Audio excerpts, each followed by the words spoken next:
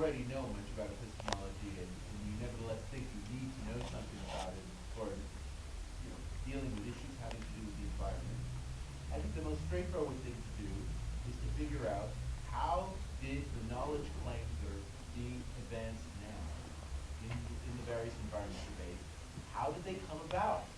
Why are certain positions more dominant than others? In other words, it would be good to just trace the history. That would be the first step, frankly. Okay?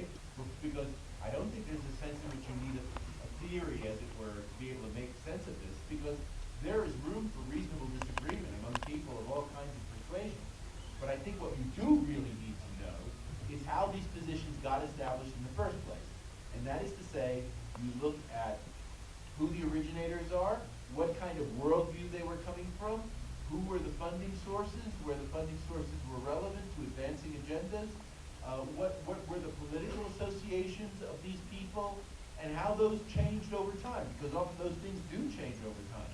I mean, I was mentioning earlier that Svante Arrhenius, came up with this idea that global warming was happening in 1900, right? He was obviously not speaking into the debate that we have today, right? He didn't think it was a problem. He just thought this was another thing human beings should just deal with, just like we deal with all these other changes that happened in the past, okay?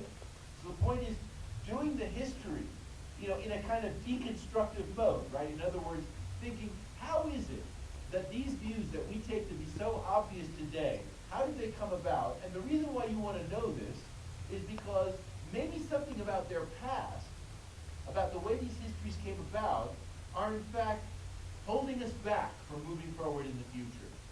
Maybe we share assumptions from the past that we should not be sharing. Okay? And this is always the value of doing the history of knowledge, is to find out what it is about the past that is determining what we're doing today, and is it all really just wisdom? It may, in fact, be holding us back. But if we don't know how the past came to be the way it is today, then we're not going to be able to deal with that effectively.